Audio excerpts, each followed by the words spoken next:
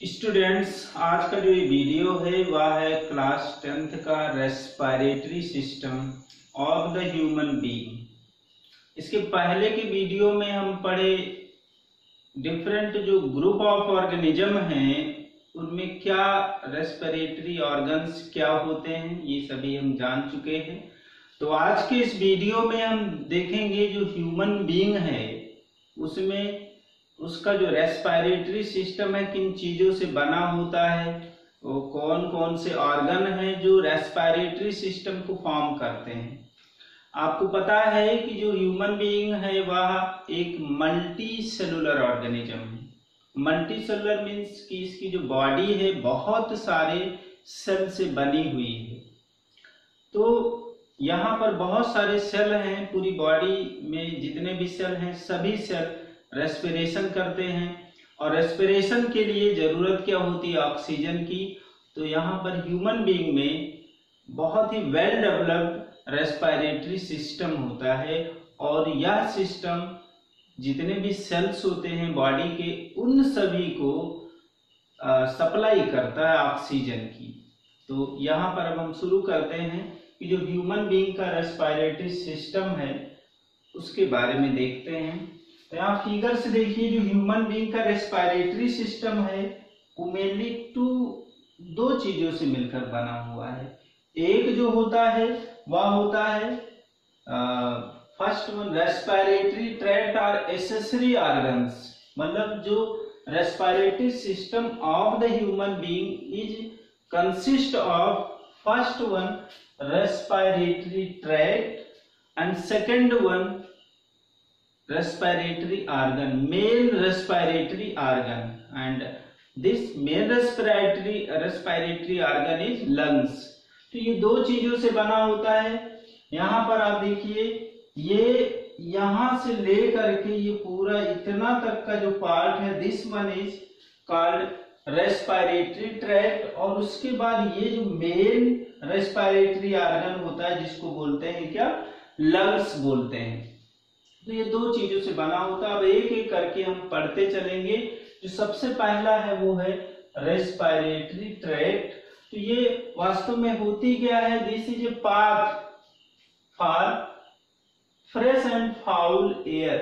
ये मतलब क्या होता है, ये पाथ प्रोवाइड करता है, एक रास्ता होता है जिसके थ्रू फ्रेश एयर इंटर कर जाती है एटमॉस्फेयर से लंग्स में, और यहाँ पर जो फाउल एयर होती है मीन्स जिसमें कार्बन डाइऑक्साइड की क्वांटिटी ज्यादा होती है उस एयर को ये क्या करता है, बाहर एटमॉस्फेयर में रिमूव कर देता है, निकाल देता है। तो है क्या, it is the path for fresh and foul air. इसके अलावा it is formed of following parts, मतलब ये भी कई पार्ट से मिलकर बना हुआ होता है। कौन कौन से पार्ट हैं यहाँ पे आपको देखिए। फर्स्ट जो दिया गया है एक्सटर्नल नेयर और nostril, second one nasal chamber, third pharynx, fourth glottis, fifth trachea और also called windpipe and last one bronchi. तो इतने क्या होते हैं, पार्ट्स हैं जो फॉर्म करते हैं रेस्पिरेटरी ट्रैक्ट को। टोटल कितने पार्ट्स हो गए, 6 पार्ट। तो यहाँ पर अब हम देखते चलेंगे। ये फर्स्ट जो पार्ट है ये होता है, ये दो ओपनिंग होती है यहाँ पर, इसको बोलते हैं नोज और नॉस्ट्रिल। क्या बोलते हैं, नॉस्ट्रिल, या इसी को एक्सटर्नल नेयर बोलते हैं, एक्सटर्नल नेयर। ये होता कहां पर है, जस्ट अबव द माउथ, ये माउथ के ठीक ऊपर होता है, और ये क्या होगा, इसी के थ्रू एयर इंटर करता है, इनहेलेशन में ये हेल्प करता है। और इसके बाद जो नेक्स्ट जो पार्ट होता है वो होता है नेजल चेंबर। कौन सा पार्ट होता है, नेजल चेंबर। यहाँ पर ये नेजल चेंबर है। ये नेजल चेंबर जो होता है, फर्स्ट देखते हैं एक्सटर्नल लेयर और नॉस्ट्रिल क्या होता है, these are 2 large side aperture. ये बड़े लार्ज साइड अपर्चर होते हैं, पोर होते हैं present at lower end of the nose, nose के लोअर एंड पर ये होता है, एंड अबव द माउथ, और माउथ के क्या होता है, ऊपर होता है। Second one nasal chamber, these are two long side chamber. यहाँ पे देखिए आगे अगर देखा जाए तो ये दो चैम्बर होते हैं इनसाइड द नोज, नोज के अंदर। These are separated from buccal cavity. यहाँ पर थोड़ा ध्यान दीजिए, ये नीचे जो है ये बकल कैविटी, बकल कैविटी, तो ये अलग होता है। This one is the nasal chamber, this one and this one buccal cavity. ये एक दूसरे से अलग होते हैं, उसको अलग किए रहता है एक स्ट्रक्चर, और ये स्ट्रक्चर जो होता है वो बोन का, बोनी होता है, हड्डी का बना होता है। तो इसको बोलते हैं बोनी पैलेट या पैलेट बोलते हैं, क्योंकि ये बोन का बना है इसलिए इसको बोनी पैलेट बोलते हैं। तो it means nasal chamber and mouth cavity are separated by ये bony structure and this one is called palate. मतलब ये पैलेट के थ्रू एक दूसरे से अलग रहते हैं। इसके अलावा यहाँ पे देखिए separated from buccal cavity by bony hard palate while they are separated from each other. और दो यहाँ पे दो चैम्बर होते हैं, यानी नेजल चैम्बर फिर अलग अलग होता है किसके थ्रू, बाय नेजल सेप्टम। मतलब बीच में एक ये नेजल सेप्टम होता है जो नेजल चैम्बर को दो पार्ट में डिवाइड कर देता है। यहाँ पर देखिए दीज हेल्प इन, यहाँ पे जो नेजल चैम्बर है ये कई तरह से हेल्प करता है। अब हम देखते हैं कैसे। First, filter the air and prevent the entry of the dust particle. मतलब ये एयर को फिल्टर कर देता है। जैसे जब हम एयर यानी सांस को भरते हैं, इनहेल करते हैं, एयर को लेते हैं, तो उस केस में क्या होता है कि एयर के साथ डस्ट पार्टिकल भी जा सकते हैं। तो जो lower portion of the nose होता है, lower portion of the nasal chamber contain many hair. इसमें बहुत सारे हेयर होते हैं, बाल होते हैं, और ये जो बाल होते हैं क्या करते हैं, जो डस्ट पार्टिकल एयर के साथ जा रहा है उसको ट्रैप कर लेते हैं, पकड़ लेते हैं, मतलब अंदर नहीं जाने देते हैं। और इस तरह से इसके अलावा डस्ट पार्टिकल और जम्स, इसको भी क्या करते हैं, रोक लेते हैं, ट्रैप करते हैं। तो फर्स्ट क्या हो गया, filter the air and trap और prevent the entry of the dust particle. Second one, act as air conditioner. मतलब जो नेजल चैम्बर है ये एयर कंडीशनर की तरह एक्ट करती है। क्यों, यहां पर कैसे करती है, bring the air at body temperature. मतलब अगर गर्मी का दिन है तो जो एयर हम इनहेल करेंगे, सांस को भरेंगे, उस केस में क्या होगा, एटमॉस्फेयर का जो टेम्परेचर ज्यादा होने से, बॉडी के टेम्परेचर से अगर ज्यादा है तो एयर ज्यादा गर्म होगी। लेकिन जब इससे पास होती है तो उस केस में क्या होगा कि जो एयर का टेम्परेचर उसको नॉर्मल कर देता है, बॉडी टेम्परेचर के बराबर कर देता है। कैसे, अगर मान लीजिए गर्म हवा है तो उसको ठंडा कर देता है, कूलिंग द एयर। और अगर ठंडी का दिन हम ठंड हवा इनहेल करते हैं, ठंडी हवा इनहेल करते हैं, तो उस केस में क्या होगा, वो उसको गर्म कर देता, वार्मिंग करता है। So nasal chamber act as air conditioner. और क्यों करता है एयर कंडीशनर, इसको क्यों बोलते हैं, because it bring the air at body temperature. कैसे ये करता है, बाय वार्मिंग और कूलिंग द एयर। इसके अलावा और क्या हेल्प करता है, इट हेल्प इन स्मेलिंग। जो अपर पोर्शन होता है, यहाँ पे ये मिडिल पोर्शन ये काम करता है एयर कंडीशनर की तरह, जबकि लोअर जो पोर्शन होता है वो क्या करता है, एयर को फिल्टर करता है। और जो सबसे अपर पोर्शन होता है वो क्या करता है, उसमें क्या होते हैं, रिसेप्टर होते हैं जो स्मेलिंग यानी कि गुड स्मेल है या बैड स्मेल है, इसको क्या करते हैं, सेंस कराते हैं। तो इसके 3 रोल्स हो गए नेजल चैम्बर का।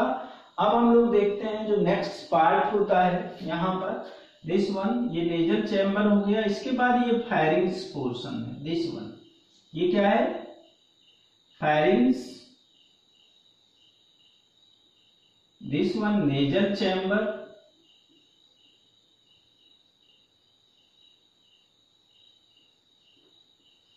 तो जो फायरिंग्स होता है इट इज फनल शेप्ड, मतलब ये जो है ये स्ट्रक्चर फनल शेप्ड होता है and common organ of digestive system and respiratory system, ये दोनों सिस्टम के लिए कॉमन ऑर्गन होता है। It means this one is that is the firings is the part of the digestive system and also the part of the respiratory system, ये दोनों system का part होता है, दोनों सिस्टम का ऑर्गन होता है, ये याद रखना है। इसके बाद क्या होता है, फायरिंग्स फिर आगे यहाँ पर ओपनिंग होगी, आगे ये लीड करती है या ओपन होती है, वो किस में होती है, वो होती है ट्रैकिया या इसी को बोलते हैं विंड पाइप, ट्रैकिया और विंड पाइप। यहां पर ये जो है विंड पाइप है और इसकी जो ओपनिंग होती है, इस ओपनिंग को क्या बोलते हैं, ग्लॉटिस। ये ओपनिंग जो है इस ओपनिंग को क्या बोलते हैं, glottis. It means glottis is the opening of the windpipe or glottis is the opening of the trachea, चाहे उसी को ट्रैकिया बोले या विंड पाइप की जो ओपनिंग होती है उसी को ग्लॉटिस बोलते हैं। तो यहाँ पर नेक्स्ट क्या है, glottis, it is the opening of the trachea और trachea also known as windpipe. During swallowing, अगर होता क्या है कि फूड को जब हम निगल रहे होते हैं during swallowing of the food या बोलस उसी को बोलते हैं, it can be closed by, होता क्या है कि यहां से दोनों के लिए कॉमन है तो फूड जो है इसमें भी जा सकता है, तो होता क्या है इसमें फूड नहीं जाने पाता है। क्यों नहीं जाने पाता है कि जो ओपनिंग होती है, ओपनिंग ऑफ द ट्रैकिया, वो एक flap like bilobed flap like structure से कवर्ड हो जाता है और उस फ्लैप लाइक स्ट्रक्चर को बोलते हैं एपिग्लॉटिस, उसको क्या बोलते हैं, epiglottis. And this epiglottis is composed of A type of substance called cartilage, मतलब ये कार्टिलेजिनस फ्लैप होता है, याद रखना है। जो एपिग्लॉटिस है वो कार्टिलेज का बना होता है। तो होता क्या है कि ये जब हम फूड को निगल रहे होते हैं उस टाइम वो ग्लॉटिस को कवर कर लेता है, जिससे जो entry of the food particle होगा वो नहीं हो पाता, उसको रोक देता है विंड पाइप में। अगर इसमें एंट्री हो जाए, अगर एंट्री हो जाती है तो क्या होगा, कपिंग होगा। जब तक कपिंग होता रहेगा जब तक कि उसमें से विंड पाइप में से फूड पार्टिकल रिमूव ना हो जाए। तो क्या काम करता है ये फूड पार्टिकल को विंड पाइप में जाने से रोकने वाला जो स्ट्रक्चर हो क्या है, एपिग्लॉटिस। देखिए, as it prevent the entry of the food particle in the wind pipe, wind pipe में फूड पार्टिकल को जाने से रोकता है। ये क्लियर होगा। अब हम देखते हैं नेक्स्ट क्या है, ट्रैकिया और विंड पाइप, ट्रैकिया और विंड पाइप। इसके बाद क्या होता है, ये ओपनिंग होगी, यहाँ पे जो अपर पोर्शन होता है ट्रैकिया का, यहीं पर क्या होता है, लैरिंग्स होता है। क्या होता है, लैरिंग्स, या इसी को वॉइस बॉक्स भी बोलते हैं। लैरिंग्स और वॉइस बॉक्स बोलते हैं। जो वॉइस बॉक्स होता है इसके अंदर जो होता है वोकल कार्ड्स होते हैं। Total number of vocal cords जो होते हैं ह्यूमन बीइंग में वो होते हैं 4 या 2 पेयर, जिसमें से जब एयर पास होती है तभी उनमें वाइब्रेशन होता है और साउंड प्रोड्यूस होती है। तो इसीलिए इसको क्या बोलते हैं, वॉइस बॉक्स और एक चीज जानना है कि जो मेल होता है इसमें वॉइस बॉक्स थोड़ा बाहर की बड़ा होकर के बाहर की तरफ निकल आता है, जिसको एडम एप्पल्स बोलते हैं। जबकि जो फीमेल होती हैं उनमें वॉइस बॉक्स बड़े ना होकर के छोटे होते हैं, और इसीलिए जो वॉइस होती है फीमेल की वो श्रिलनेस होती है। इसके बाद हम लोग देखते हैं ट्रैकिया है। ट्रैकिया क्या होता है? इट इज लॉन्ग, यहाँ पर ये लॉन्ग है, and narrow and tubular structure present in the neck, ये नेक पोर्शन में मिलता है, and it is supported by ring like cartilage. मतलब इसमें क्या होता है कि सी शेप यानी रिंग के शेप का सपोर्ट होता है, और ये भी किसका बना होता है? कार्टिलेज का। ऐसे बहुत सारे रिंग लाइक स्ट्रक्चर एक के ऊपर एक लग करके क्या करते हैं? विंड पाइप को फॉर्म करते हैं, और ये जो रिंग होते हैं, this ring is composed of consist of cartilage. किस मटेरियल का होता है? वो होता है कार्टिलेज का, और इस कारण से जो ये विंड पाइप होती है वह पिचकती नहीं है। तो यहाँ पर दिया गया व्हिच प्रिवेंट इट्स कैलोप्सिंग, मतलब उसको पिचकने से रोकती है। Next one bronchi. जब ये होता क्या है? थोरैक्स पोर्शन में पहुंचता है, थोरैसिक कैविटी में ट्रैकिया पहुंचती है, तो ये बाइफरकेट हो जाती है, मतलब टू पार्ट में डिवाइड हो जाती है, और टू पार्ट में जो इसके ब्रांचेज बनते हैं उसको क्या बोलते हैं? ब्रोंकाई। अब यहाँ पर ये जो ब्रोंकाई है ये अपने अपने साइड के लंग्स में क्या करती है? इंटर करती है, मतलब लेफ्ट ब्रोंकाई लेफ्ट लंग्स में, और राइट ब्रोंकाई जो होती है राइट लंग्स में इंटर करती है। तो यहाँ पर ये एसेसरी आर्गन थे किसके? Respiratory system of the human being, और रेस्पिरेटरी ट्रैक्ट के ये कितने 6 आर्गन थे जिनके बारे में हम लोगों को पता हुआ। इसके बाद में जो दूसरा पार्ट होता है वो क्या होता है? Main respiratory organ, and the main respiratory organ is lungs. तो इसके बारे में हम लोग पढ़ेंगे, लेकिन इससे पहले आप लोगों को कई चीजें आपको जानना है। जैसे क्या है? एक तो आपको ये ध्यान रखना है कि क्या रोल होता है नेजल चैम्बर का। नेजल चैम्बर का क्या रोल है? तो ये 3 रोल्स आपको बताएंगे किसमें ये हेल्प करता है। 1 is filtering of the air and prevent the entry of the dust particle. Second one, it act as air conditioner. क्यों ऐसा बोलते हैं? Because it bring air at body temperature, हमारे बॉडी टेम्परेचर की तरह, यानी जितना हमारा बॉडी टेम्परेचर होता है उतना उसको गर्म रखता है। अगर ठंडी एयर जाएगी तो उसको गर्म कर देगा, गर्म एयर जाएगा तो उसको ठंडा कर देता है, बॉडी टेम्परेचर के बराबर कर देता है। इसके अलावा स्मेलिंग में हेल्प करता है।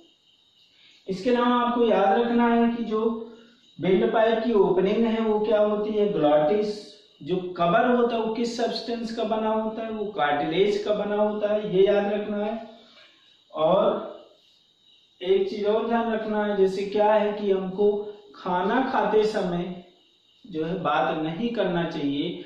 उसका रीजन क्या है? क्योंकि जो बात करते समय जो ये विंड पाइप की जो ओपनिंग है वह खुल सकती है और पार्टिकल जा सकते हैं किसमें? विंड पाइप में, जिससे कफिंग होगी, खांसी आएगी। तो ये चीजें हैं। अब हम लोग इसका सेकंड जो पार्ट है respiratory, first part respiratory tract and second part जो है वो क्या है? मेन रेस्पिरेटरी आर्गन, और है क्या? वो लंग्स। इसके बारे में हम लोग पढ़ेंगे। तो यहाँ पर जो मेन रेस्पिरेटरी आर्गन है वो क्या होता है? ये होता है लंग्स। मतलब respiratory system of human being consist of respiratory tract and main respiratory organ, 2 चीजों से बना होता है। तो पहला तो हम पढ़ चुके। सेकंड जो है वो क्या है? main respiratory organ, and this main respiratory organ is lungs. अगर इसका हम नंबर देखें, टोटल नंबर जो होता है लंग्स का वो होता है 2। कितने होते हैं? 2 नंबर होते हैं। इसका अगर कलर देखें तो ये पिंक कलर का होता है, गुलाबी कलर का होता है। इसके अलावा अगर यहाँ पे हम लंग्स देखें तो एक जो लंग्स होता है means one is right and other is left. तो जो राइट लंग्स होता है वो लार्ज होता है, यानी कि लार्जर होता है in comparison to the left lungs. इसके अलावा ब्रॉडर होता है, काफी चौड़ा होता है। और जो लेफ्ट लंग्स होता है वो स्मॉल होता है, नैरो होता है। और इसमें एक में थोड़ा ध्यान रखना है, मीन्स राइट जो लंग्स होता है उसमें 3 लोब्स होते हैं। कितने लोब्स होते हैं? 3 lobes, while the left lungs has only 2 lobes, 2 lobes होते हैं। अब हम देखें अगर इसका पोजीशन कि ये जो लंग्स होता है कहां पर मिलता है, तो आपको पता होना चाहिए ये जो पोर्शन होता है इस पोर्शन को थोरैसिक कैविटी बोलते हैं। तो this present in thoracic cavity. किस कैविटी में मिलता है? Thoracic cavity.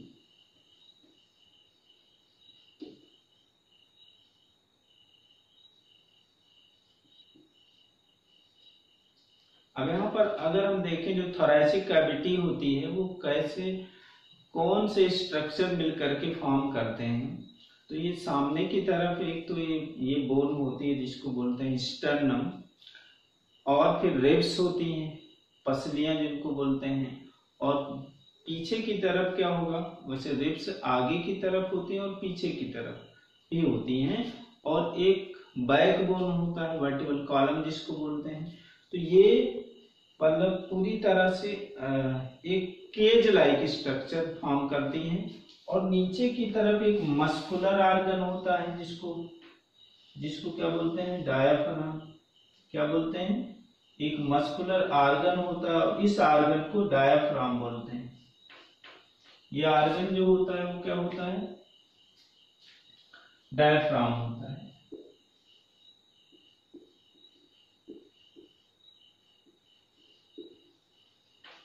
तो डायाफ्राम नीचे की तरफ और रिब्स, स्टर्नम और वर्टिब्रल कॉलम मिल करके थोरैसिक कैविटी फॉर्म करते हैं, और उसी के अंदर ये मिलता है कौन सा?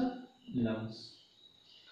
अब हम देखते हैं जो लंग्स होता है, थोड़ा ध्यान दीजिए। ये जो लंग्स है इस पर क्या होते हैं? ये 2 लेयर, इस पे 2 लेयर्स होती हैं, यानी कि ये 2 मेम्ब्रेन से कवर्ड होता है। और ये जो मेम्ब्रेन होती है, membrane of the heart is called pleura. That is membrane of the lungs is called pleura. Lungs के जो मेम्ब्रेन है उसको प्लेउरा बोलते हैं। और उसका क्या रोल होता है? तो ये क्या करता है? ये प्रोटेक्ट करता है, this protect lungs from mechanical injuries. इसके अलावा ये क्या करता है? फ्रिक्शन लेस रखता है, क्योंकि ये एक्सपेंड करता है और एक्सपेंशन होता है, फैलता भी है। तो उस केस में, और सिकुड़ता भी है, तो उस केस में क्या होगा? फ्रिक्शन लेस रखता है। और अब अगर हम देखें इसके हार्ट के अंदर आपको पता है इंटर करता है ब्रोंकाई। ये जो ब्रोंकाई होती है, जैसे यहां पर ये ब्रोंकाई इंटर की इसमें लंग्स में, दो ये मेम्ब्रेन हो गया। लंग्स में जब इंटर करता है ब्रोंकाई तो ये आगे चल करके ये ब्रांचेज में ब्रेक हो जाता है और ये फिर और ब्रांचेज में ब्रेक होते हैं। मतलब इससे बहुत सारी ब्रांचेज निकलती हैं और फाइनली क्या होगा, फिर ये ब्रांचेज टर्मिनेट होती हैं बैलून लाइक स्ट्रक्चर। इसमें ऐसे बहुत सारे क्या होते हैं, बैलून लाइक स्ट्रक्चर होते हैं और इन बैलून लाइक स्ट्रक्चर को एल्वियोलाई बोलते हैं।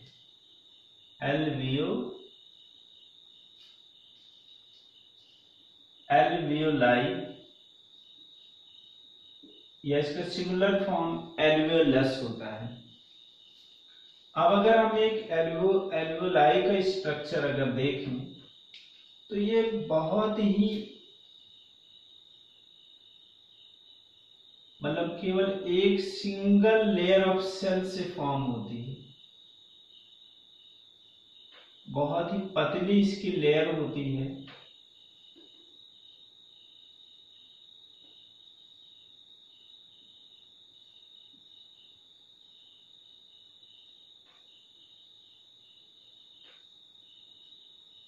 और इसके अलावा होता क्या है कि यहाँ पर इसी से रिलेटेड मतलब इसी से कवर्ड की रहती हैं। इसमें बहुत सारी क्या होती हैं, इसके बाहर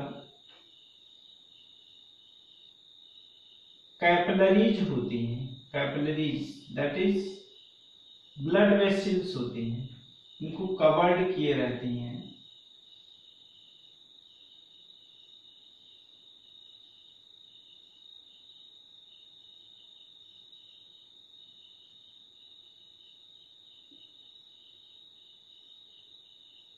इस तरह से कैपिलरीज की भी वॉल केवल सिंगल लेयर ऑफ सेल से फॉर्म होती है और इसके अंदर जो ये फ्लूइड होता है वो क्या होता है, ये होता है ब्लड। अब आपको पता है कि यहां से ये एयर जो होगा एटमॉस्फेयर से नोज के थ्रू, नॉस्ट्रिल के through, nasal chamber, then pharynx से ट्रैकिया और फिर ब्रोंकस से होता हुआ पहुंचता कहाँ है, इस स्ट्रक्चर में एल्वियोलाई में पहुंचता है। O2 जाता है इधर अंदर की तरफ। फिर ये O2 जो होता है डिफ्यूजन प्रोसेस के थ्रू ये पहुंच जाता है कहां पर, ब्लड में। और ये ब्लड में ये हीमोग्लोबिन से बाइंड हो करके ऑक्सी हीमोग्लोबिन फॉर्म कर देता है। ऑक्सी हीमोग्लोबिन इसके फॉर्म में ये पहुंचता है टिश्यूज में। वहां पर जा करके फिर ये ऑक्सीजन और हीमोग्लोबिन अलग अलग हो जाते हैं और फिर इसे पहुंचा दिया जाता है कहां पर, सेल में। और फिर इसका यूज हो जाता है अंदर सेल में जाएगा, इसका यूज होगा फूड के साथ ये रिएक्ट करके या फूड का ऑक्सीडेशन करके फॉर्म कर देता है O2। फिर ये O2 आएगा कहां पर, ब्लड के माध्यम से यहां पहुंचेगा और फिर ये डिफ्यूज हो जाएगा इसमें और फिर ये बाहर निकल आता है। तो इस तरह से ये प्रोसेस होती रहती है। तो यहाँ पर आपको पता है कि जो एल्वियोलाई होता है, this one present in the lungs and this one is the site of exchange of the gases। मतलब गैसेज की एक्सचेंज की जगह होती है, यहाँ पर O2 ब्लड में चला जाएगा और ब्लड से CO2 कहाँ चला आएगा, एल्वोलाई में, जो फिर रेस्पिरेटरी ट्रैक्ट के थ्रू बाहर निकल आएगा। तो इस तरह से यहाँ पे हम लोगों को ये जो respiratory system of the human being है ये कंप्लीट हुआ। फिर हम एक नए वीडियो के साथ फिर मिलेंगे। Thank you for watching.